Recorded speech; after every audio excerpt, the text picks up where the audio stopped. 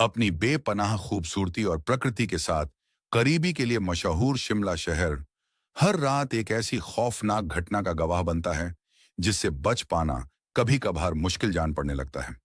शिमला के निवासियों को तो अब ऐसे माहौल में रहने की आदत पड़ गई है। वह जब भी रात के समय घर से बाहर निकलते हैं तो उन्हें यही लगता है कि ना जाने अब उनके साथ क्या होगा। शिमला में ऐसे बहुत से स्थान हैं जहां पारलौकिक ताकतों के होने का एहसास होता है, जहां हर रोज कुछ ना कुछ भयानक घटता ही है। यहाँ एक नहीं कई भूतहा स्थान हैं जिनके बारे में हम आपको बताने जा रहे हैं। शिमला का इंदिरा मेडिकल अस्पताल, हिमाचल का सबसे बड़ा अस्पताल, इंदिरा मेडिकल अस्पताल शिमला में स्थित है। लेकिन लोगों के बीच इस अस्पताल का इतना खौफ है कि उनका मानना है कि जो लोग इस अस्पताल से अपना इलाज करवाकर वापस आते हैं तो जल्द ही उनकी मृत्यु हो जाती है। लोगों का मानना है कि ठीक होकर वापस आने के बाद भी हर सप्ताह किसी न किसी व्यक्ति की मृत्यु हो ही जाती है।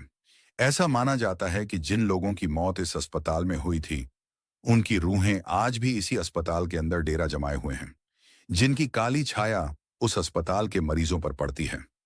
इस अस्पताल को श्रापित माना जाता है और यहाँ जितने भी लोग अपना इलाज करवाने आते हैं उन्हें हर समय किसी न किसी के अपने आसपास होने का एहसास होता है, जबकि वहां कोई दूसरा नहीं होता।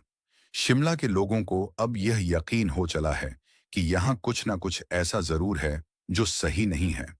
लोगों ने यहाँ अजीबोगरीब आवाजों को सुना है जो व्यक्तियों को उनके नाम से पुकारती हैं।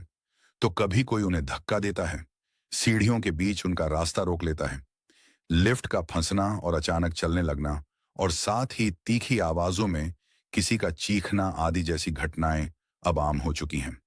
शिमला का convent of Jesus and Mary school इस स्कूल को हॉन्टेड माना जाता है। ऐसा कहा जाता है कि इस स्कूल के लिए 13 तारीख का शुक्रवार मौत का पैगाम लेकर आता है। कहते हैं ब्रिटिश काल में यह स्थान एक अनाथालय हुआ करता था और रात के समय जब सब बच्चे सो रहे थे तो किसी ने उनके कमरे में आग लगा दी थी। इस घटना के बाद से लेकर अब तक वहां जली हुई रूहों को देखा जाता है। हालांकि अब उन बच्चों की आत्मा को शांति प्रदान करने के लिए उस स्थान पर बच्चों के लिए झूले और अन्य जरूरी सामान रखा गया है, लेकिन फिर भी कहा जाता है यहाँ एक लड़की जली हुई अवस्था में अध्यापकों और चपरासियों से गुड़िया और खिलौनों की मांग